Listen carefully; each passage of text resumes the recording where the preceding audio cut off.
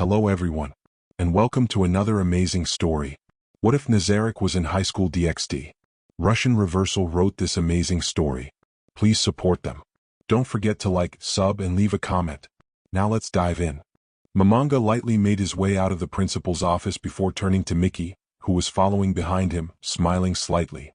A smile that Mamanga returned, glad to have a chance at furthering his education, even if it had almost hit a snag in his meeting with the headmaster. Thank you for your help, Mickey. Mom. Mamanga wasn't sure exactly why Mickey had suggested for him to call her mother, especially when they haven't known each other for long, familial relations or not. But it might have been a quite common occurrence.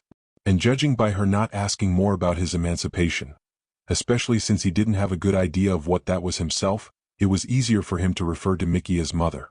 Something which also added a layer of plausibility to his identity. If he lived with his mother, he was less suspicious, especially as a young man who had not yet reached adulthood. True, the very thought of addressing Mickey as mother was strange to him, but he would soldier on. The last time he had seen his mother was decades ago, when he found her dead in the kitchen trying to make his favorite dish. It was probably the worst day of Mamanga's entire life, perhaps even worse than the end of Yggdrasil, despite the recentness of the latter. But time had passed and old wounds were scabbed over. And with her body long ago being turned in for processing at the fertilizer aggregators, there were no more things that triggered any memories of her passing. So, Mamanga pretty much stopped thinking about it years later, remembering what had happened only occasionally on the anniversary of her death. When the developers of Yggdrasil announced the end of service, on the days leading to it, Mamanga often remembered and drew parallels to it with the death of his mother. Perhaps trying to reassure himself that even such great past wounds became less painful as time passes and would be forgotten in time, so he would survive even the end of Yggdrasil. And so, as a result, he had long since stopped being sad about his mother's death, simply accepting what had happened as the harsh truth of life, so he felt no sadness in calling Mickey mother. Still, the very act of referring to her in that way felt strange, unfamiliar, and frankly unexpected to Mamanga. After all, she was close to his real age.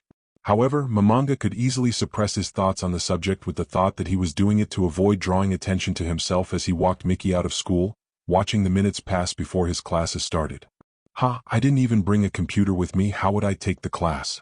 Or will they give me a school one? How exactly schooling worked in Japan in the past? Mamanga thought for a moment, but judging by the fact that the principal hadn't mentioned it, then it was likely that the school would provide his study material. If worst comes to worst, Mamanga would have no trouble creating them with Create Greater item. Though Mamanga hadn't checked to see if he could create a complete computer or complex electronics at all using his abilities alone. Okay, I'll walk Mickey to the gate and maybe I can check it before class starts. Escorting Mickey to the gate, Mamanga bowed slightly as he said his goodbyes. Thank you again for your help. You're welcome, Satoru. Mickey smiled back warmly at him before turning around and making her way back home. Mamanga, on the other hand, activated Life Essence and Mana Essence. From the looks of it, for Mickey, every single bite she ate was considered a separate dish, so now the effects of food are starting to disappear and weaken, one by one. Interesting observation, I should write it down somewhere. Maybe I should start creating a sort of experiment journal? I'm sure it'll be useful in familiarizing Nazarik as to the differences between this world and Yggdrasil. Another thing to add to the ever-growing and growing list of concerns. After a moment of watching Mickey's disappearing form, Mamanga turned away, then quickly walked to his class, leaving Mickey to make her way home alone. Walking since she didn't have a driver's license. Pandora's actor, no Issei Hayadu, he didn't want to become sloppy because of his happiness having father near him, made his way to his class exactly as he normally would. All the while, he kept a grim and sour smile on his expression and responded languidly to attempts to cheer him up from his friends. Issei was perfectly maintaining the mask of the man who had just survived an awful date and a betrayal by his father. An expression that let the world know that something extremely sad and unfortunate had happened in his life. Issei's act was so perfect that it even caused Ika Kiryu, an old acquaintance of Issei since elementary school who never missed an opportunity to vent a sarcasm or mock him, to retreat, allowing him to mope himself in peace. Issei would love to dive deeper into Ika's psyche to know more about Issei, but found that he was too disappointed by her to bother. Of course, he still did it, his orders were absolute no matter what he felt about it. There's nothing special about Ika Kiryu, she's as directionless as the rest of her peers. Issei sighed inwardly a little. Although meeting Kiba Yudo has stirred my feelings as an actor and my instincts as a collector too much, it would be too stupid to assume that everyone I meet on my path will be as unique as this Ostelungstustuk. Father bestows rewards, but only on those who can take it themselves. Wonderful delicacies are hidden at this banquet among the tasteless dishes of third-rate cooks. Father has given me a purpose. In my service I need to get information about my entire surroundings. Now I am a restaurant critic, and even if the offered dishes taste like dust, I will do my father's will and deliver every minute detail of the dish. Pandora's actor? Just as he reiterated his loyalty to his father, Issei instantly felt the connection of a message from father formed between him. Yes, father? Issei spoke softly as he leaned forward, crossing his arms in front of him to conceal the movement of his lips, yet speaking softly to minimize the chance of eavesdropping. He was now looking as if he were scowling at something under his nose, a fitting picture for someone who had looked so sad a little earlier. I ran into the headmaster of this school. He has magical powers and possessed several artifacts that might not be made by him, precluding the existence of another. And by all appearances, he knows I am no ordinary person. He has probably already passed on information about me to the others aware of the magical world he knows. Father replied bluntly, getting right to the point. The artifacts he possessed allowed him to ignore low-rank illusions, and possibly see the true form of doppelgangers, though whether he can see through the abilities of a greater doppelganger is still unknown. Plus he can summon backup. If someone stronger shows up, be prepared for a fighting retreat. If the enemy turns out to be too strong, retreating with as much information as possible is priority. If you think you are being lured into a trap, retreat. Any information you might gather by springing it is useless if you can't pass it on. Until such a possibility occurs, act naturally and try to gather information without giving yourself away, but don't take any unnecessary risks. If you were to be near the director for whatever, use your special abilities to conceal your nature, but do not transform without a plan. You are Nazarik's trump card. To use you without a plan is dangerous and pointless. If you discover any strong adversary, let me know immediately.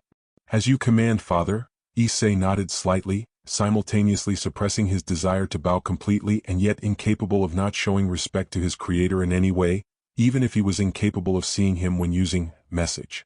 After a moment, the connection between Issei and Momonga disappeared again, and Issei breathed out a slightly picturesque exhale, as if he had just finished a sad and inaudible monologue. Thinking out loud some thought, confusing the potential observer, then slowly leaned his head back with his hands in front of him, showing his defeated posture. Issei's mind, however, was working at full strength, his current target for observation being the director. There's some problem, however. If he was to observe through walls without seeing the target or looking into their eyes, without communicating or using his special skills, he could only penetrate the minds of extremely weak beings, level 30th and below. And that was if they had no resistance to mental influences, so there was a good chance that he could not penetrate the director's mind. What was especially dangerous, however, was that it's possible, in the attempt to invade his mind, Issei's action could be detected by the headmaster himself, so Issei froze in indecision. If he could have approached the headmaster and could see him, then Issei would have planned much more confidently. However, his order was also very clear, to stay away from the headmaster and not draw attention to himself.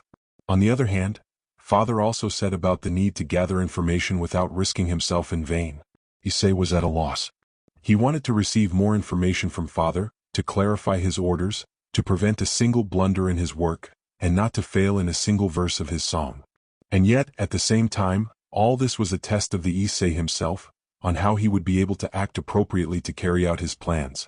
Issei frowned before still taking his chances, preparing to flee a moment later if he was discovered. Overconfidence might be a slow and insidious killer, but underconfidence might even kill you even quicker, or worse, disappoint Father. Mirror of thought. Inaudible to anyone listening, furthermore turning sideways, looking out the window, Issei used his strongest of mind-reading abilities, then further amplified it and cast spells to conceal his potential interference with another being's mind. The look from within, silence in the looking glass. A moment later, Issei's mind reached out to the headmaster's mind, with careful light touches testing the latter's mind defenses. It was hard to tell if something had been originally applied to the headmaster's mind, since he had acted calmly even before Issei's actions and did not react when he did start. Of course, it's very possible that it's all a trap, but jumping the gun is unwise as well. So far so good. However, I should be wary, creatures of this world may have strange abilities that interfere with my observation or even be able to notice my actions easily. So, carefully but quickly Issei began to retrieve the memories of the headmaster, Johann, starting with the most recent ones, since father had only met him a dozen minutes ago. So, Zeoticus Gremrys contracted Mage, the younger sisters of the two Satans. And they decided? Really? Of course they will provide insurance and protection. But even so, validation? Makes sense, but the risk. A potential enemy would not kill them so easily but try to take them alive, and they are sure they could prevent that. Johann growing up, resentment, eager to prove himself, prone to confrontation, all useful stuff to know. And regarding his powers, Johann, he's level 30th? Within those limits, plus or minus 5 levels, judging abilities in the new world and only by their memories and thoughts is extremely difficult. Note for the future, humans are an unreliable source of information. Confident that his intrusion has not been detected yet, or if he had, then he needed to get more pertinent information quicker. Issei began focusing on his older memories. Going a bit deeper now, a little more orderly chaos but still empty meaninglessness, bereft of purpose. Oh, there's another babysitter for the sisters, a demon, one that's a little higher level than Johann, but they can't interfere. Agrippa, stronger than Johann, but I would not call him strong. Finally, the Mao, Surzex Lucifer. From the rumors Johann has heard but not seen firsthand, the owner of a really impressive power, at least above the 80th level. But Johann has never observed him personally, so the estimate may differ greatly in either direction by dozens of levels. Perhaps even to the 100th level? Potential danger. I need to warn father. The sharp sound of bells brought Issei back to the tangible world, informing him that classes had begun, and he quickly left Johann's mind and rose with all the students, as their routine greeting began.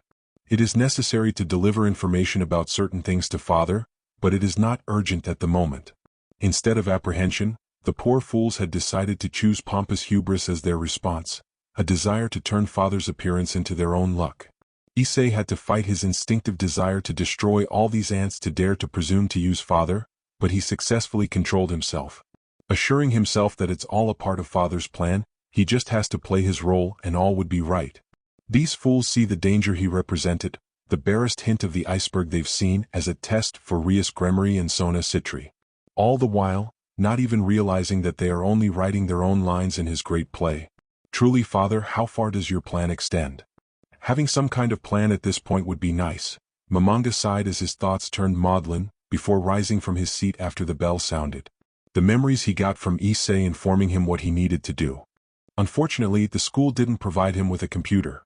Although he noticed that those existed in this world, albeit so ancient and primitive that they would have been of value only as antiques in his past world. But, having roughly understood the principle of operating them, Momonga was willing to try his hand at working with them. However, the problem was that apparently none of the students were assigned a computer. They all used paper instead. And they had to use expensive ink to write on them, wasting both the ink and the paper. You had computers, why didn't you use them and write on paper instead? Fortunately for Momonga himself, he was provided the textbooks and notebooks of this world, along with a suitable single-seat desk and writing utensils, something that he was grateful for. He doesn't really have the legal tender to buy the expensive school supplies. How rich must the school be to provide such rare resources to every student for free? Momonga has to admit, it's weird to hold on to a pen for the first time. Although writing with a stationery was not unusual for Momonga, after the widespread use of technology in his past world making tablets and stylus the preferred way of writing, he never actually ever held a pen in his life. Even in Yggdrasil, magic and special abilities existed that could transfer entire text in a flash. He could still write Japanese, though not very confidently, quickly or beautifully. By the end, however, he did figure out both how to write his name, and after introducing himself to the class, received some initially interested looks from the other students. Something which was quickly replaced by disappointed and even disgusted ones when he mentioned that he was Issei Hayadu's older brother. Issei, it's my fault you accidentally died, I admit and apologize. But stop destroying my reputation from the afterlife. Only his undead nature was able to suppress his desire to fix his reputation and use some kind of spell like Wish Upon a Star to change all people's memories of Issei. Other than that car wreck of a first introduction, lessons proved uninteresting for Momonga, at least the first lessons, that is. Not because he's a natural genius or anything like that, nor because he was well educated, his only elementary school level education proves that. Rather, he never had a problem with the Japanese language in the first place, given that he was an adult who knew it well. Even if he had to refresh some of the grammar rules he'd managed to forget. He'd even managed to learn some that he didn't know. He knew math because he had studied Yggdrasil formulas, he remembered biology roughly because of his study of the world of Yggdrasil itself, even if he had to make extra marks in his recollections concerning magical creatures. Literature, history, and chemistry, however, were another matter entirely. He was poorly taught in those subjects. In fact, he lacked formal education in those subjects entirely. He could recall scattered memories in the past from his friends from Ains Ogown mentioning bits and bobs about the subject, but no more than that. He had managed to deflect suspicion for a couple of times during class, using the years as a salaryman to avoid attention and to get extra work instead of answering a question. But in the end, he mostly just stared blankly at his textbook and whatever it is the teacher wrote on the board, hoping that his teachers would perceive his gaze as understanding the subject. Finally, however, when the school bell rang and the students began to gather for their big break, chatting among themselves about inane things and about where to settle down for lunch, Momonga ran into a problem. Momonga didn't need to eat, strictly speaking. Though he could do so thanks to his new body, food did give him buffs, but the concern was that Momonga didn't have the kind of money that people of this Japan used. Without money, he couldn't buy himself a proper lunch, and judging by the way all the surrounding students acted, not eating lunch would be taken as something strange, something that might even attract attention. No, of course he could use the food in his inventory, but as far as he could tell from Mickey's reaction, that kind of food was unusual in this world, even the low-leveled item. Momonga frowned as he pondered this conundrum. Should he risk not eating anything? After all, it wouldn't be strange if he missed one meal, would it? Maybe it was a little strange, but if he brought lunch tomorrow, maybe the watchers could just let today's mistake by Momonga pass them by, dismissing it as mere coincidence? A slight exclamation from the people who had not yet left the classroom caused Momonga to scramble out of his musings, chiding himself for losing focus. Thankfully, he did not make any sudden movements that would attract attention, as the idle chatter suddenly turned into insistent whispers. So, instead, he shifted his gaze first to the window, concentrating on its reflective surface, checking to see who was standing behind him at the moment and listening a little more closely to his surroundings' voices. In the reflection of the glass, Momonga saw two girls in school uniforms with very noticeable features. One has long red hair running freely down almost to her knees, the hair covering her very provocative school uniform, whose skirt was obviously specially shortened. Most notably, however, were her volume of breasts that seemed more dangerous to her back than seductive. Momonga certainly preferred big breasts to small ones, so it was impossible to say that he didn't like what he saw, but, what am I thinking? Maybe they're coming to attack me right now. Get your head back in the game, Momonga. Momonga shifted his gaze to the second girl who entered following the first, walking half a step behind the red-haired girl. But their appearance doesn't help me concentrate on this possibility at all. What a scary ability to distract me so completely. The second entrant was slightly shorter than the first, with black hair gathered into a high, thin ponytail that came down almost to the girl's heels. Momonga wondered how she styled her hair that it wouldn't drag on the floor. The other girl was dressed in the same clothes as the first entrant, and with breasts that seemed even larger than the first girl's. Given her barely realistic breast volume and the length of her hair, Momonga wondered for a second if this girl was a created NPC like the denizens of Nazarik. They definitely were eye-catching enough to merit such a possibility. Before Momonga could think about this possibility further, however, his new sense that he pegged as his magic radar noted that the two girls possessed magical abilities. So, slowly, without making any sudden movements, he slowly turned his gaze to them. They're here? Don't tell me they know? And it's Issei's brother. Of course he is, and yet he seems so decent. With each of his classmates' silent conversation he overheard, Momonga felt his dignity crumble under the iron boot of indifferent public opinion, making him even consider going back to Nazarik for a moment. To think, in Nazarik he was choked with endless admiration from the NPCs, but as soon as he was in the opposite situation, he instantly preferred undeserved admiration to undeserved censure. They activated his emotion suppression almost equally. Issei, why couldn't you just be a regular schoolboy? Momonga's overwrought emotions dissipated a moment later, exactly as the breezy couple stopped in front of his desk. Hello, the red-haired girl smiled at Momonga before extending her hand for a handshake. My name is Rias Gremory, and behind me is Akino Himejima. A pleasure. Momonga responded to Ria's handshake in kind, still inwardly wary of her actions and reactions as he also watched Akino behind her. Thankfully she wasn't moving to box him in. She was keeping a calm and even good-natured smile, slightly raised one hand and waved at him slightly without saying anything. Satoru Suzuki. It's nice to meet you, Satoru. Rias glanced at him with a smile before letting go of his hand. I must admit, it's very unusual to meet a newcomer who transferred after the beginning of the school year. I hope you'll forgive this mild curiosity. You're not busy right now, are you? No. Momonga was even glad for the chance that he could not procure lunch without attracting suspicion. But at the same time he reminded himself that depending on where the two girls were taking him now, he might be in for a fight. If you wanted to talk about something, I would be happy to answer your questions. After another moment, Momonga sensed an attempt to use magic, but not directed against him, but against the people around him. Gradually, Momonga could easily hear their whispers begin to subside and people began to return to their normal activities. An illusion? Or some kind of mind effect? Silent magic. Life essence. Silent magic. Mana essence. Momonga silently cast his spells, glancing at the data revealed. His findings made him relax a bit. Unless they use something like false data, life, and false data, mana beforehand, what's shown should be how strong they truly are. I'd say the red one, Rias, is close to a level 40 mage while Aquino is much weaker, about 20th. They are both completely no danger for me, but it's really like Negrito said, meeting a level 40 being in this world is not that rare. After all, what are the chances of me finding two in a school I just randomly enrolled in? As Momonga slowly started to stand up, he once again assessed his situation. The difference between Rias and Aquino may seem enormous, but they are much closer in power level than level 99 and level 100. The only question remains, are they the director's spies or his soldiers? Then I guess we can take a little walk. You don't mind, right, Satoru? This is not exactly the best place to have a chat.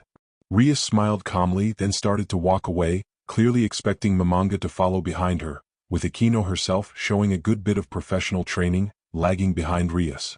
The position as they moved, maintained so that Momonga himself would be on an angle between the two of them. Basic PK trick, one leads, the other watches from the side. Momonga easily rose from his seat, standing and then walking between the two girls. In case of danger, I have to deal with them instantly and simultaneously. Then, remembering the ability of the previously slain red dragon, and the fact that his goal of all life is death, was still on recharge and was only supposed to recover in 3 full days, Momonga tensed a little internally. Assuming that these girls do not possess any of the strange abilities of this world, that would counter me. A level 1 like Issei did carry a world-class item after all, so I need to keep on my toes. Rias silently made her way to the exit of the classroom, opening the door before stepping forward, Momonga following closely behind, which had almost made him nearly bump into a tall and stout man in gilded purple armor, with a stern expression on his slightly unshaven face, who had taken a step back. Momonga's gaze lingered for a moment before realizing that the figure in front of him was shrouded in a light haze, as if the figure itself were translucent. It was a clear sign of the use of magical invisibility that was countered by Momonga's arcane sight. Something wrong? Aquino spoke for the first time, asking from the side from Momonga, and he had to slow his responses before he could cast a spell. Momonga on the other hand only smiled inwardly, not planning to reveal his cards so early and so easily, inwardly beginning to prepare for a possible fight. Another level 40, but this one appears to be more of a magic knight, judging by his armor. A rather astute act if Rias was leading me to an ambush, having an invisible backup. And all? I see another one. This one appears to be a mage, but judging by how far he's on the corridor, he fights from a long distance rather than a middle distance. Ranged attacks or summoner? No, nothing. Momonga swept his gaze lightly over the black-haired figure of the frozen demon in front of him, as he counted the invisible figures around him. He moved his eyes surreptitiously so as to not give out the fact that the ambushers were not so hidden after all. And that makes 8 or 6 if you exclude the 2 girls in front of me. It's hard to judge levels using only basic indicators like HP and mana, but I would say their levels are in the 30th or higher, the strongest being apparently the 45-leveled mage. Garbage in combat, but still enough for me to be on guard. Who knows what these strange people around here will throw out? Who knows what this strange man will pull? Aquino watched the unknown young man who had introduced himself as Satoru Suzuki closely, trying to move at some distance, so that she was not leading him in a kind of convoy, but simply moving slightly behind Rias. Slightly behind her king, that is. The news of an unknown person appearing at Koa's academy had reached Rias Gremory from her father within minutes of his first entrance to the headmaster's office, after which Rias had to argue with Zeoticus a great deal. First, demanding that he promise not to send Gremory's fighting forces directly into the academy, fearing both diplomatic incidents and the fact that in the end, there might easily be nothing of the academy left. The fighting would also almost certainly disrupt the normal work and rhythm of Koa's life. By the end of the day, though, Aquino had no doubt that Zeoticus had sent his personal bodyguards or some other elite group of demons anyway. After all, while she couldn't see any, she had a feeling as if someone powerful was near her, even if she couldn't pinpoint exactly where or how many there were. Aquino could sense the presence of high-ranking demons, being always gifted at sensing magic, and she felt nothing from Satoru. Literally nothing. He didn't feel like a demon, a fallen angel, a mage, or even a human, which left Aquino with no idea what Satoru Suzuki was supposed to be. After all living things possessed magic no matter how small. But perhaps that was no surprise. In the first case, Aquino simply didn't know what she was supposed to feel, and therefore couldn't grasp Satoru's identity. The world was big, and for the hundreds of magical beings and abilities that Aquino knew about, there were 1,000 that she didn't know about. And then, above all, 10,000 of things that she didn't know about. Of course, this is all barring the possibility that Satoru had an ability that masked him even from Aquino's keen perception, unrelated to his general level of power, such as a sacred gear or magic. In the third and most unpleasant option, her inability to tell what Satoru is, was proof of his strength. That Zeoticus had been right in his assessment of an ultimate class demon-level opponent, and Aquino needed to pick up Rias and run away right now, straight to Director Johann's door. All in, hoping that she had enough strength and time to activate the emergency portal. Aquino had fought in the past, although intermittently, the destruction of the stray devils in the city fell on the shoulders of all demons who encountered one. But it was Rias who was in charge of tracking them down and destroying them throughout Koa's territory, with Aquino occasionally accompanying her. Even then, the level of enemies she had fought were only low-level demons, with anything tougher screened by the many demons the two older sibling Maos had placed in the city. In other words, Aquino was relatively inexperienced in combat, only being in a scrap several times, and so, the possibility of fighting an enemy that she had no hope in defeating had only remained in her imagination. An enemy equal to that of an ultimate-rank demon was definitely in that category of a hopeless fight. If Satoru really was that strong, that is. But the fact that the possibility exists was still something that caused her heart to beat erratically. And now they would suddenly provoke such an opponent.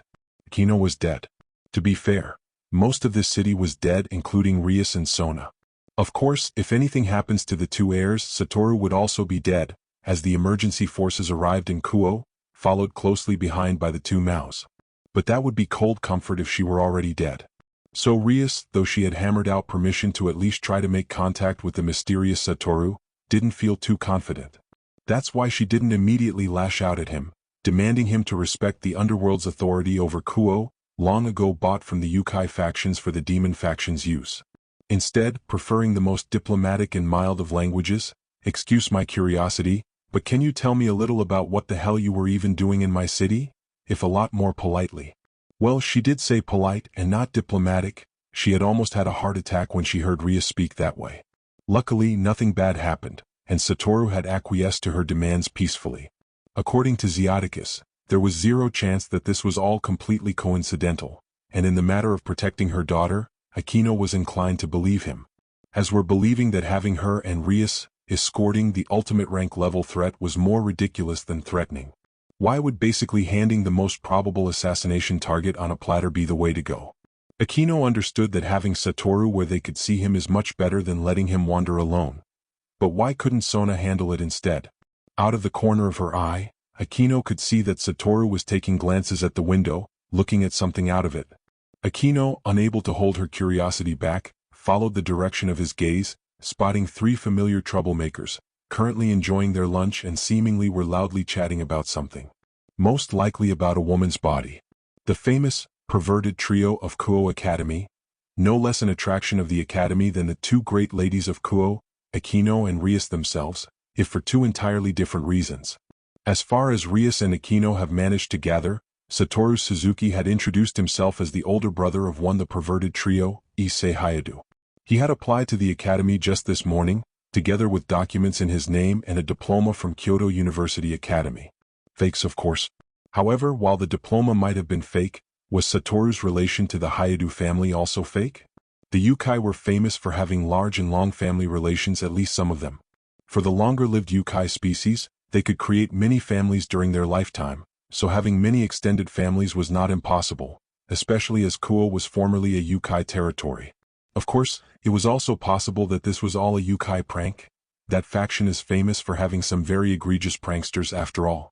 And while there were not many true heavyweights among that faction that would risk pulling such a prank on the heirs of two very important pillar families, and while no one investigated the Hyudu family too hard when enrolling Issei in the academy, as far as it was known, they did not have Japanese monster blood flowing in them either. But even so, there remained the issue of family resemblance. Satoru Suzuki looked like the splitting image of a much older and mature Issei, and not at all dissimilar to the Hyudu patriarch either. Not that changing appearance is a rare skill, nor was it all that common either. But still, to be able to change one appearance to mimic familial resemblance so perfectly requires great magical power and knowledge. Never mind doing so without giving out any trace of it. One needed to be an ancient magical being who has centuries of experience in controlling their magic, lending credence to Satoru's identity as someone of the ultimate rank. But in that case, why Issei? Issei was certainly an amusing pervert, but he was ill-suited as a cover to infiltrate Kuo Academy. His reputation preceded his accomplishments, and one mention to Satoru that he was Issei's older brother could bury his reputation permanently. Something wasn't quite clicking right in Akino's mind, as if she had overlooked, or perhaps didn't possess an important piece of information, which made Akino nervous. Her nervousness then passed on to Rias, and seeing the nervous king only made her even more nervous. Only Satoru seemed perfectly calm in the current situation. Having to escort such an unknown is nerve-wracking to both Akino and Rias. Sadly, they cannot simply leave, as while watching him during lessons, they also had to do it with the help of simple human observers, since it turned out that she simply could not use magic to watch him. Nor can they simply send familiars as if through their eyes they could not find him. Rias managed to find out that all throughout the day's lessons, Satoru was perfectly calm, and in some time he just seemed bored. He hadn't even bothered to put out the textbooks, preferring to sit silently sinking into his thoughts, only sometimes reacting to the teacher's questions. What's even stranger, however, was that whenever he was called by the teacher to answer some sort of question, even once from a subject not in the textbook, he would just shrug. Oftentimes, the teacher would even just simply forget that they had asked him a question, and no one found it weird or even glanced strangely at his actions. Akino even checked Satoru's teachers and surroundings after class for mental manipulation, but could find nothing, which meant either that there was no such manipulation or that Akino couldn't detect it. The possible consequence of the latter option unnerved Akino, causing her already troubled mind to think of even more dire possibilities, which in no way helped her calm at the moment. So, with the stairs leading to the rooftop of Kuo Academy in sight, Rias started speeding up, almost leaving her queen and Satoru behind. Akino didn't blame her though. Rias could barely keep herself from some kind of nervous tic, and Akino wasn't much better off wanting for all this to be over with. Though what kind of plan is just leading the unknown danger to the rooftop to talk with him, Akino doesn't really know. It's not like the change in elevation would make the situation any less dangerous to the two of them. Actually, why couldn't they just have this talk in the headmaster's office, so that the escape route is much closer? I should have just put my foot down and told Rias that the school wasn't her responsibility right now. Akino tried to calm down, seeing as Satoru hadn't reacted to Rias' action and failed. It's Sona's responsibility by day. We should have just dumped everything on Sona. Though knowing Sona, who fancied herself more of a strategist and tactician, but not a negotiator, who panicked about involving her family in any way, she couldn't imagine what she'd do. Most likely she'll just try to sit Satoru down to play chess, which was probably even sillier than trying to negotiate on the academy rooftop during their lunch break. Anyway, walking up the steps up to the rooftop and the waiting Rias, they're already here. She just has to hope that Satoru didn't have any ill intent. And if he does, she's really hoping that the Gremory backup she's feeling was around, wasn't just a tick of her nervousness. If nothing else, the rooftop should provide a clear firing line. So now, Rias, who Akino could see was trying to regain her original confidence when she had argued with Zeoticus about the fate of Kuo Academy, took a deep breath.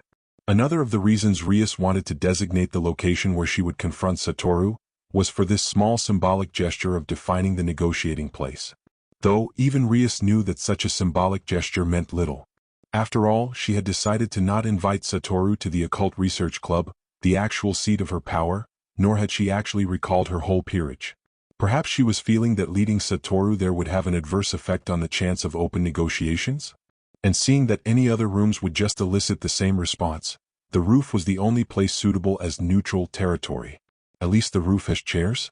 Akino doesn't really know how to feel if she has to entertain the guest on the concrete ground.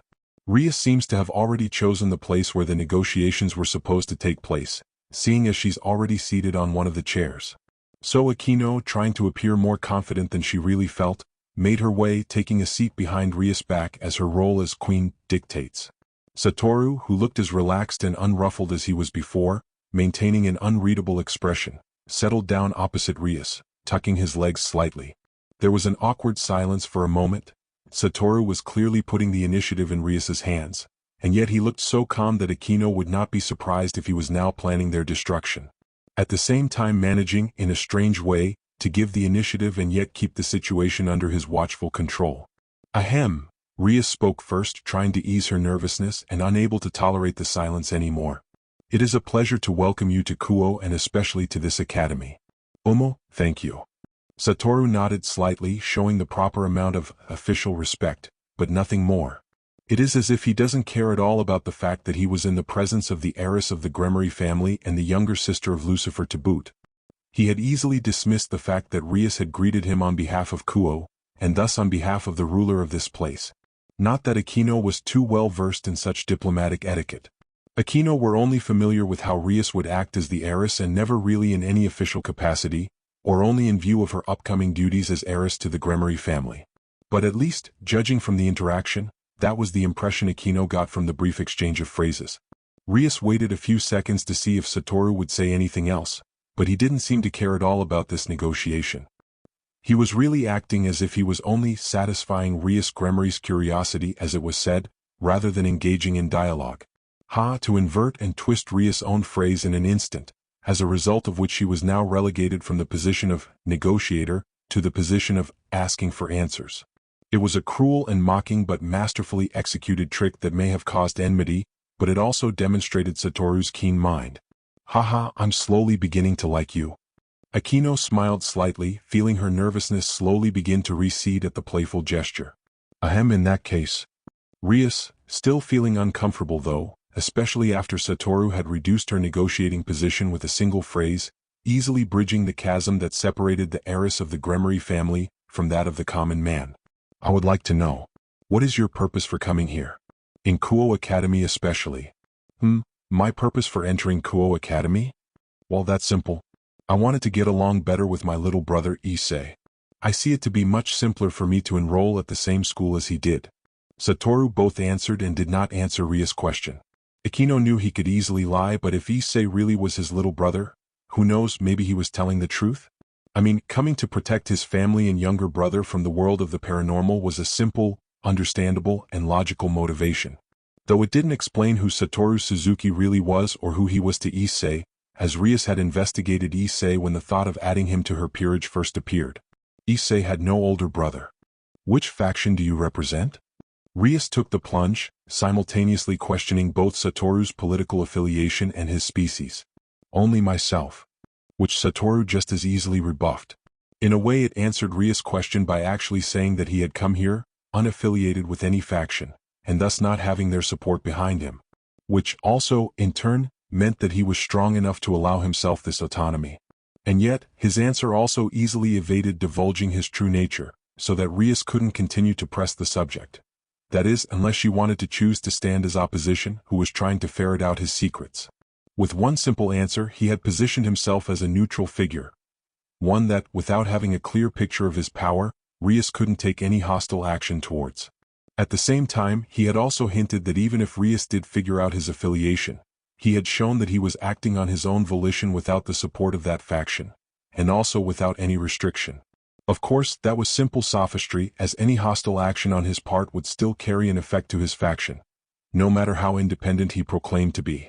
But Rias couldn't move to figure out that information without being the party that had broken the peace first. You're really good. Akino liked this strange, appealing way of Satoru, turning his verbal opponent's words, thoughts, and actions into his own advantage. With slight hints and just a few words, achieving results that would not have looked half as graceful had they been uttered by someone not maintaining Satoru's mask of quiet politeness. Akino had never thought until this moment that she would enjoy watching someone satisfy their own sadistic tendencies, much less through conversation. But life, as it turned out, was amazing and full of surprises. Ahem, right, what about your plans? Rias looked intently at Satoru. I mean, I'd prefer it if you weren't planning to set up your residence here. But Mickey's house is in Kuo and I live in it. I suppose you could think of it as my residence as well? Satoru tilted his head slightly to the side. Well, Mickey's residence. Akino felt her smile creep further up her cheeks against her will. It was only the guise of professionalism to prevent her from bursting out laughing, as Satoru took Rias by the nose like that and made her look like a fool. Akino considered Rias her friend and wouldn't have been happy if Satoru had become truly hostile to her. In the end, he still kept his calm politeness and clearly made it clear that he wasn't Rias' enemy. Even if his answers amounted to mockery with a slight touch of sadism and truly masterful skills as a negotiator and deft politician. He hadn't actually outright become hostile, it was simply Rias' bad luck to encounter such a cunning linguist. Akino had heard of the Yukai of Kyoto being mired in politics, but never thought she could see the results of such a brutal selection for herself. Not that Satoru had shown any Yukai characteristics. Satoru's words and actions seemed to tickle the nerves all over Akino's body a little, causing her to take another close look at the new guy. Ahem. Rias tried to clear her throat once more to mask the redness in her cheeks as she was led around in circles in the conversation. Rias, perhaps I could get you some water to drink? It seems that your throat is particularly dry. Satoru feigned politeness, though he didn't particularly change his expression from his polite and calm mask, managing at once to both hint at his desire to leave the current negotiations, seeing that lunch is coming to an end, and to mock Rias' actions and nervousness, standing on a fine line between sadism and mockery, an insult and a joke. Akino couldn't help herself and let out a light chuckle with her nose, which earned her an angry look from Rias, who had broken negotiating protocol and had tacitly dismissed Satoru.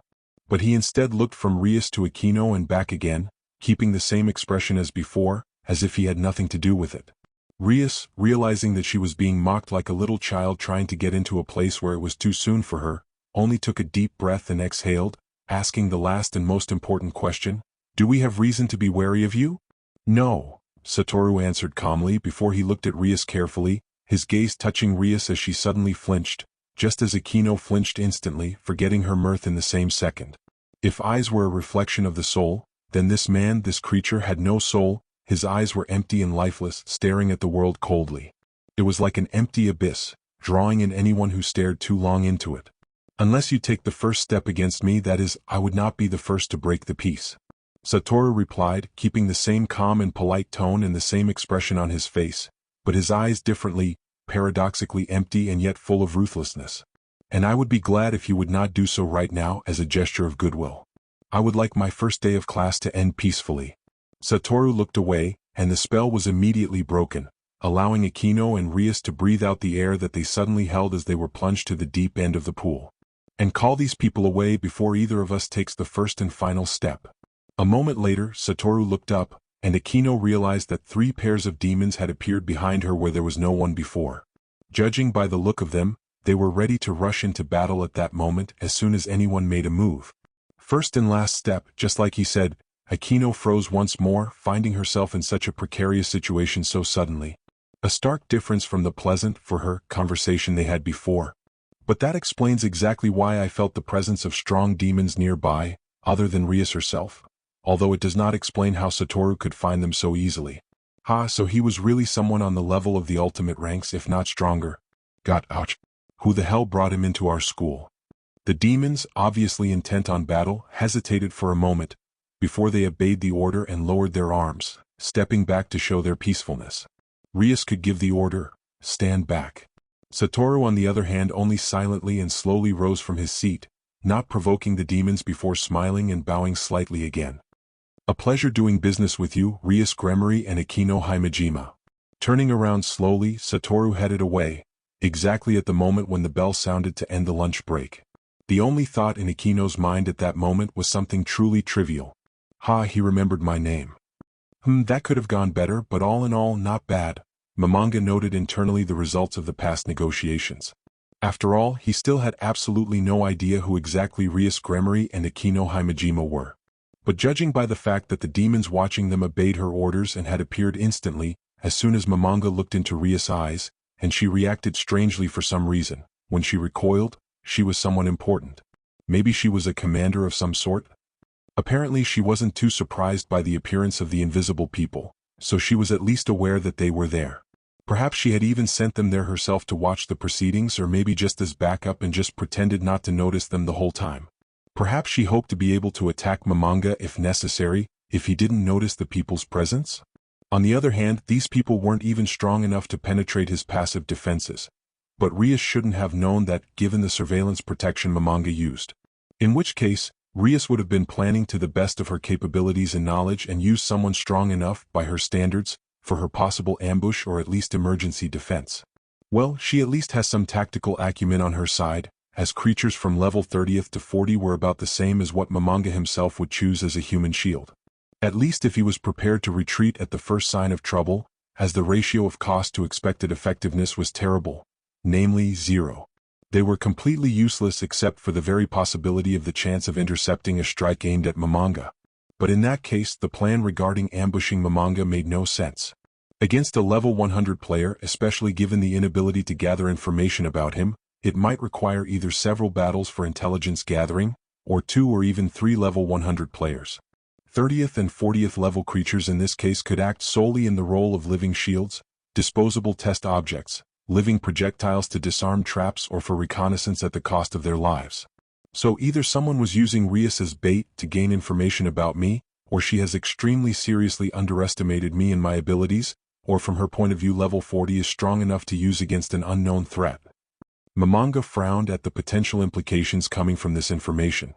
On the other hand, this is a new world after all, and I'm judging using only simple basic information gathering spells from the past, and I've already come across one really strong being of this world, the Great Red Dragon. Staying vigilant in this case is still a priority. Mamanga ended that line of thought with a nod, as he sat silently in the classroom as the teacher droned on about one subject or another, as Mamanga didn't really know what they were talking about.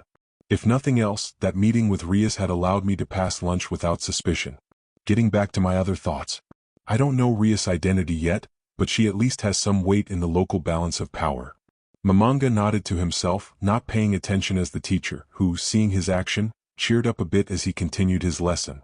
And judging from the outcome of our conversation, as long as I go about my business quietly, or at least without implicitly being against her interests, she will not attack me. It can't be called peace because she will definitely try to gather information about me to find out my weaknesses. Then again, I'm actually already doing that by using Pandora's actor as a proxy. Which means that this peace is precarious, but for the moment we've both outlined red lines that no one should cross. After another look up at the board, and seeing nothing that he could understand, Mamanga returned to something that is actually fruitful, planning his next move.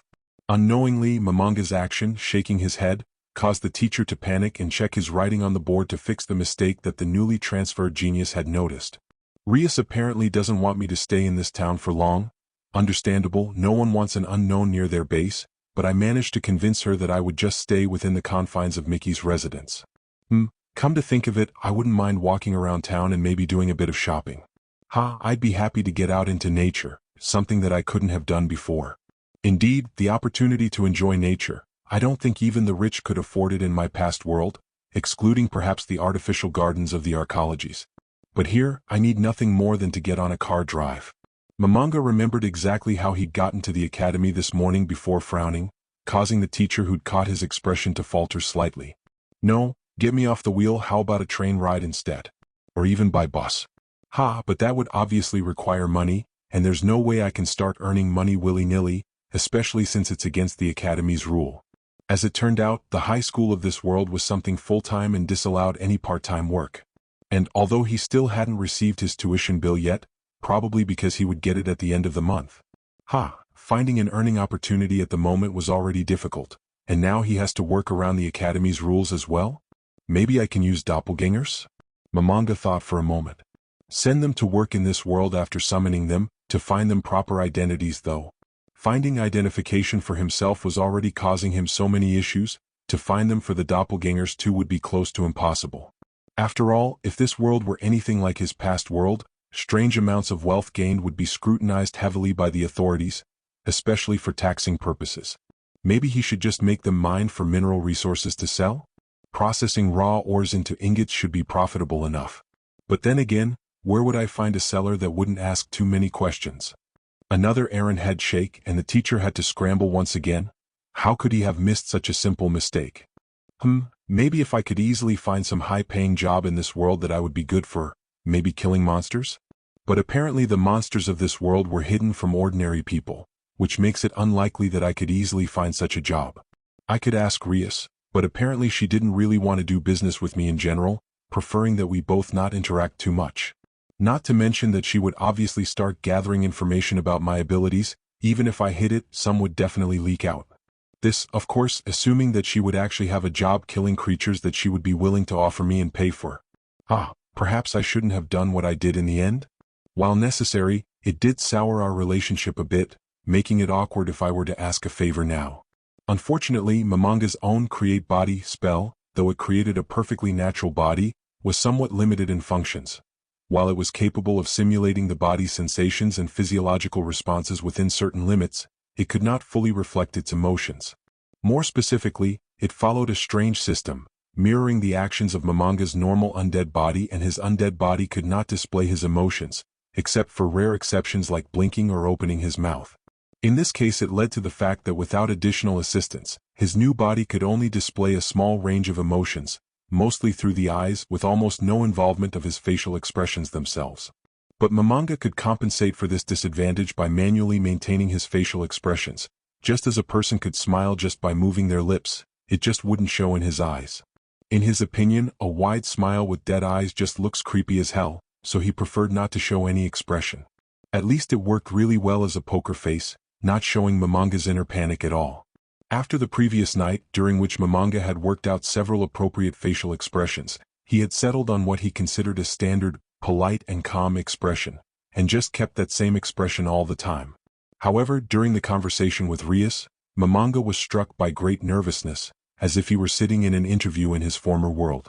And so, while Rias only asked him questions, making him only answer and answer, Momonga himself was unsure whether he could ask a question in response.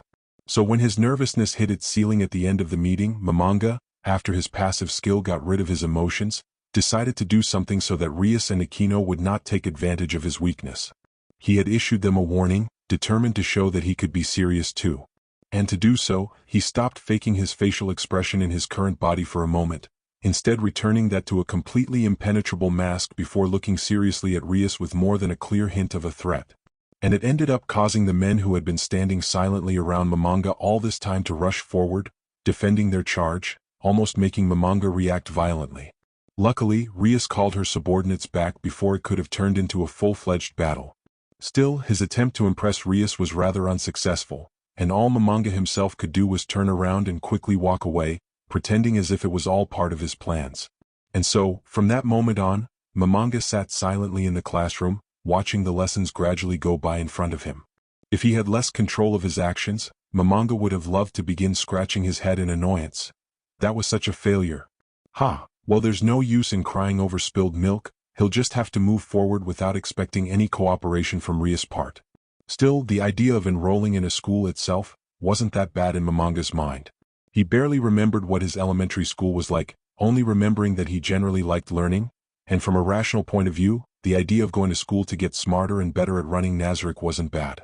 Of course, seeing that what the teacher was speaking and writing were basically Greek to him, and he could probably learn the language much easier now, he needs a lot of studying to catch up to the curriculum.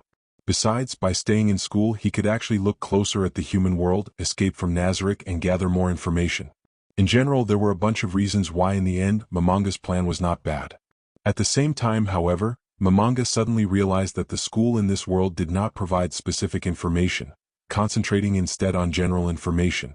Perhaps Momonga should have remembered this earlier, but the last time he visited a school in his former world was decades ago, and he hasn't even thought about formal education since.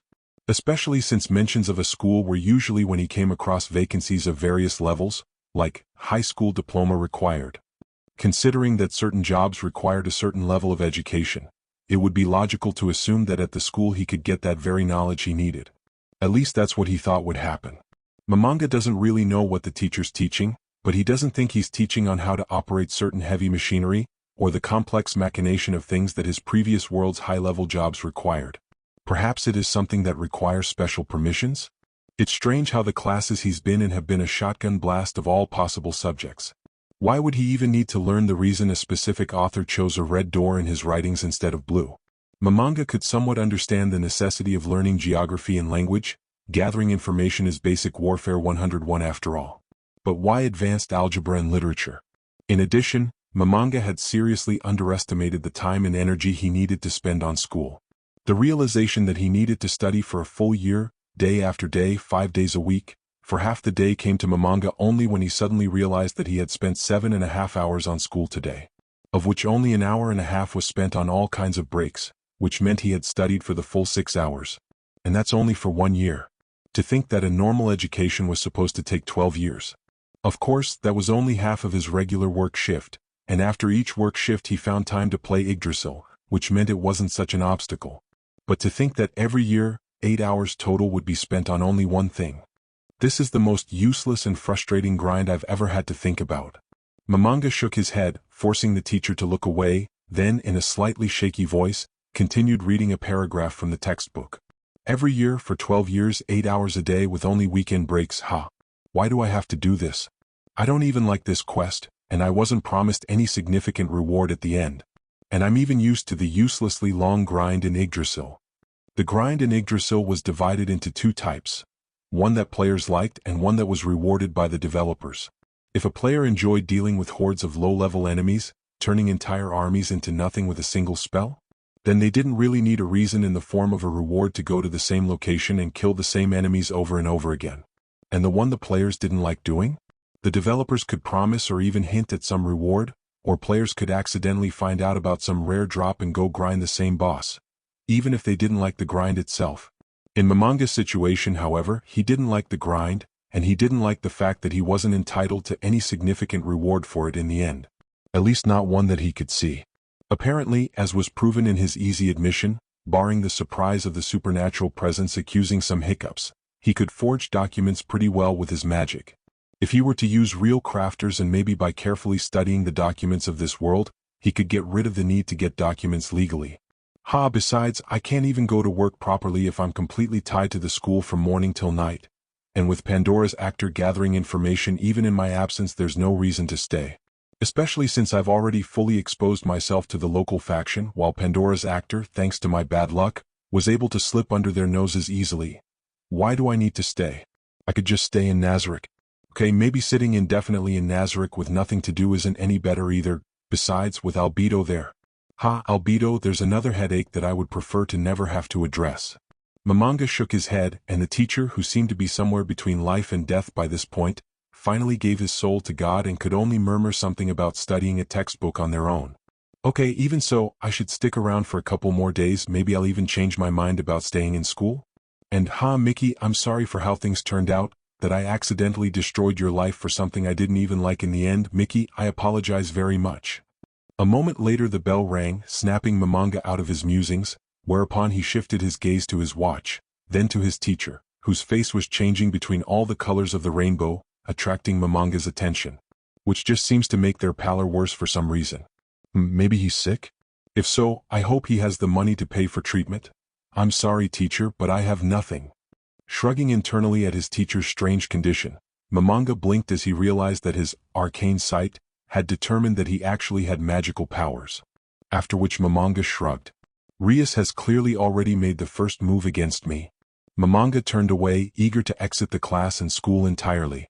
So getting out of here soon might not be a bad idea, but along with all my previous actions. I'm starting to get a headache. I'm going to have such a bad headache in the morning. Mickey paused her libations for a moment, looking at herself in the frosted black reflection of the television, before she scoffed and put her hands back on the bottle of wine, swallowing a big sip. That hits the spot. When she got back to her empty home after dropping off Satoru, Mickey found that she didn't know how to live her life anymore. Everything seemed pointless and useless, the world seemed ruined, and where yesterday the idyllic garden of beautiful family life had bloomed, now was only slowly fading ashes. Probably if it were not for a completely random chain of coincidences, Mickey would have still been asleep, having exhausted all her strength in repeating the same thoughts in her head 1,000 times in a row the day before. However, Mickey had gotten out of bed, and had faced the earnest Satoru as he had cooked breakfast. Ah, what a silly thing to do. Mickey took another large gulp of wine before she tried to rise from her seat on the couch, and found that she's unable to put her legs under her. She leaned to the side and almost flew into the refrigerator, before she froze and wrinkled her face. She had seldom drank alcohol. She might have allowed herself a little sip of wine for the holidays in the past few years. But other than that, she had never had a passion for alcohol in any form. She had tried it, of course, and once or twice in her distant youth had drunk to the point where she could definitely be called drunk, but even so her level of familiarity with alcohol was extremely close to zero. Ha, that's right, with alcohol you need to have some snacks along. Mickey paused, after which, putting down the wine bottle that luckily hadn't spilled even with her rough handling, she opened the refrigerator, peering into it to find her snacks. Ha, wine is supposed to. What is it supposed to be accompanied by? Cheese and chocolate? Haha, there's neither. Mickey's gaze came across the neatly packed dishes that Satoru had prepared this morning, and she hummed sadly to herself. Okay, the food Satoru cooked looks and tastes like the most expensive restaurant food I have ever tasted in my life. Maybe not cheese or chocolate, but it will absolutely do as an appetizer. Maybe I should have drunk sake instead of wine to make it go together better. Pulling out a container from the fridge that contained something from her morning breakfast, Mickey made her way back to her seat, grabbing the bottle and closing the fridge before settling down in front of the TV again. In the morning, finding herself with Satoru as he showed her concern, Mickey felt better. Much better than she had expected. Much better than she thought was possible, given her morning. The trip a little later had been unusual, the mildest word Mickey could use in this case, but it hadn't been bad in the end. No, in a way it was even interesting. If Mickey needed something to distract herself, a car ride at a couple of 100 kilometers an hour on a road jammed with morning cars rushing to work by the inhabitants of Kuo was exactly what Mickey needed. Then in the principal's office, Mickey found out that in addition to his previous incredible qualities, Satoru is also a genius in about all areas of human knowledge. After that, Mickey said her goodbyes to him, sending him to school and as she slowly walked home, Mickey suddenly realized that with each step she walked, moving away from Satoru, the thoughts that seemed to have receded completely from his mere presence began to return again. With each step that she walked, each moment that she moved away from Satoru, from Kuo Academy, Mickey felt her past thoughts begin to press more and more into place. About Goru, about her marriage, about Issei, her son. The son for whom she had sacrificed her health, her strength, her entire inheritance on the best doctors and medicine. And to move in with Goru, she had given up all her friends and dreams. How stupid she had been. Mickey barely put the cold container of food down before taking another large sip of the wine. Ah no, of course not Issei, her son, it wasn't his fault. Goru, it was by following him that Mickey had almost cut all her ties to the past world, giving up her once seemingly wonderful career prospect because he had promised to take care of her. For her to become a housewife, halting her career, she had even stopped talking to all her past friends. Why hadn't she seen red flags before? Goru always pretended to care about her, but if only Mickey hadn't been so blind. If only she had seen what he actually is. Mickey, honey? Goru's voice sounded pitiful and squeaky in Mickey's head, reflecting her inner state and the copious amount of alcohol she had drunk. With your health, you shouldn't be working. I'll take care of the two of us, but in the meantime you lock yourself in the house, don't talk to anyone, cook, clean, do the laundry and wash. It's a lot easier than shifting papers at work. Oh, I know about how much you wanted to go into the teaching career, but then you'd start socializing with other people. What if you're just like me and started chasing after the nearest man? No, stay home, Mickey, you're tied up inside your cell now where you have to clean up every day and make sure the bars don't rust. Just perfect. Mickey took another swig of her bottle of wine before reaching for the food container and opening it. Issei wasn't to blame, not at all, for what had happened, but he was so much like his father. Looking at him, Mickey would remember Goru, and anger and pain started to boil inside her. It was not Issei's fault, absolutely not his fault. Mickey could say it over and over again, but making herself not only say it, but also hear it, was much harder. Mickey hadn't met Issei in the morning, and when she met him again at school, he only reminded Mickey how much he had taken after his father. She wanted to cry for how low she had fallen, judging her own son for his father's action. At the same time, she could only cry after realizing that even knowing the wrongness of her feelings, there was nothing she could do about them. It seemed that, at this time, only Satoru remained her ray of hope in this strange and unsteady world, which overnight had ceased to make any sense. Miki put the eel sashimi in her mouth and then leaned back on the couch. As soon as she thought about Satoru, her thoughts, which seemed to be full of unsolvable questions, wavered and retreated a step. When Miki was with Satoru, when he showed her his caring or poised adulthood, when he helped her, or even when he drove, seemingly oblivious to the surrounding dangers, Miki felt protected. Did it make any sense at all? Or was it all a consequence of yesterday's betrayal?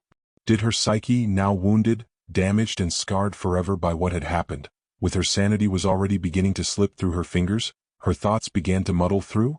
The effect and the cause had switched places, and tomorrow she would wake up in a small room with soft white walls? Miki raised the bottle of wine again, and then, after greedy gulps of the last drops, she didn't even set it down, instead letting the now empty bottle fall from her hands to the floor and roll away. To hell with cleaning, to hell with her responsibilities. There were no more responsibilities. There was no family, no home, no husband, just her. She was alone, an aging housewife who had lost everything in an instant. She didn't even have a job. The last time she had had a job 6 months ago was as a librarian for a couple of months, because she was tired of sitting at home. She had worked 3 or 4 hours a day, 2 or 3 days a week, and only for 2 months. Did she even remember what it was like to wake up every day for work, to go to that? Did she remember what work even was? Her world had fallen apart. Goro hadn't even shown up on her doorstep after yesterday to try to even apologize or explain himself. She'd even gotten a call from his work, so apparently Goro hadn't shown up there either. And rightly so, let him run away with his tail between his legs, the bastard. Haha, 20 years of marriage turned to nothing in a dozen minutes on one fateful evening. And in the sea of her shaky life, there was only one lighthouse, seemingly immovable even in this storm, a lighthouse called Satoru. Only Satoru had kept her from falling into a meaningless existence that morning, lying in her bed and crying from her own weakness. Only he could throw off her silly thoughts. And when Miki found herself cut off from him, the thoughts returned again. With each step, with each passing moment, the memories began to appear, crumbling Miki's mind. She did not have the strength to return home on her own. Her strength had run out a couple of streets before her house. All the pathetic remnants of her strength were only enough to go to the nearest store and to so many bottles of wine that she could carry. So, all Miki did when she got home was drink alcohol, pausing between panicked sobs and hysterical laughter, trying to drown out her thoughts for the last 24 hours? After all, it hasn't even been 24 hours since Satoru took his first step over the threshold of this house. It wasn't so long ago that her life had turned upside down, and yet it felt so long. As her thoughts seemingly slowly break through the lid of her skull, digging into her brain and turning it, along with all her thoughts and memories, along with her entire worldview into a meaningless liquid mush. She could only drink more to dampen the pain, as her head mixed together the seemingly supposed to be always separate thoughts. Husband and lover, son and scorned Satoru, and Miki just wanted things to be simple again. Her seemingly unsinkable Titanic of quiet family life turned out to be a cardboard boat in a small stream. It sank not even because it ran into a rock, but simply because its cardboard got wet and it was time for it to fall apart. The world ceased to have any meaning, and everything that Miki thought was sacred, thought inviolable, became nothing. Miki just wanted it all to end. For someone wise and knowledgeable and full of understanding coming along and telling her how to live her life. What was the sacred meaning of her 20 years of marriage to Goro? How she should feel about Issei now? How she should live her life now? What was her damn meaning in life? Miki had once asked herself this question, and had once come up with the answer. Her raison d'etre was to be Goro's wife and Issei's mother, a model housewife and later a grandmother. And as it turned out, she didn't know a damn thing. She couldn't even guess a single letter of her reason for living. Her seemingly appropriate answer couldn't even fit into the puzzle given to her. And now, as if she were just as trapped as if, when doing a crossword puzzle, she easily gave an answer, barely hearing the question. Giving an answer consisting of 5 letters, only to discover that that answer had to consist of 20 letters, 3 numbers and 2 apostrophes. Nothing made sense, everything made no sense, and she was a boat stuck in a storm. The latter, however, was due not only to the metaphysical storm in her life, but also to the fact that Miki had already drunk enough to not only be considered merely drunk. She was rapidly approaching the state of being half dead, if only judging by her blood alcohol content. Miki stood up, whereupon she reached for another bottle of wine with an unsure step and in a couple of awkward movements pulled the cork with a corkscrew before taking another sip. Goro was out of her life, she didn't want to see Issei, and Miki had never believed in God. Miki genuinely wanted someone kind, wise and strong to appear and solve all her problems. Miki took another helping of the exquisite sashimi. Where did Satoru even find such a fresh fish? As she felt instantly a little better, along with her thoughts rearranging itself. Satoru? At the thought of the newcomer, the person responsible for revealing Goro's trickery, Miki could only smile sadly, feeling her soul grow a little warmer. If only you could help me. How fascinating. Issei, Pandora's actor, gently treaded the strings of Miki Hayadu's soul and thoughts, watching with bated breath as slowly as if in the throes of birth, her soul was reforged. In place of the spark of purpose that had burned out in the past, a new one rose, quite young and small, but quickly rising before his own eyes, gradually flaring up more and more. Father, I thank you 100,000 times for every movement that you make in this world, that I can make in this world, and I am so grateful to you that I can see the bestimming in her soul. Issei obeyed his father's commands, primarily what he said directly. He had studied the occupants of Kuo Academy carefully for the past day. Classes were surprisingly easy for him. He could always use his teacher's knowledge as an answer to any question, even if he didn't know the answer himself when it came to history or literature, but most of the time he didn't even have to answer correctly. No, he needed only to answer as Issei had always answered. Skimming over the thoughts and memories of his surroundings, quite uniform in their perception of Issei, it showed that he was only required to answer what people expected to hear as his answers. Sometimes guessing, sometimes blundering, and sometimes showing unexpected strange wit in non-obvious places, forcing his irrational and unusual answers, where there seemed to be no logical connection between the question and the answer. In the sense that these answers pointed not to logical systematic weaknesses or strengths in Issei's education, but were merely a random sampling of possible choices, each of which was quite randomly defined as suitable and unsuitable for Issei. All based on such fuzzy concepts such as, I think Issei knows this and I think Issei couldn't answer that. Pandora's actor acted to seem as ordinary as possible in the perception of all the people around Issei.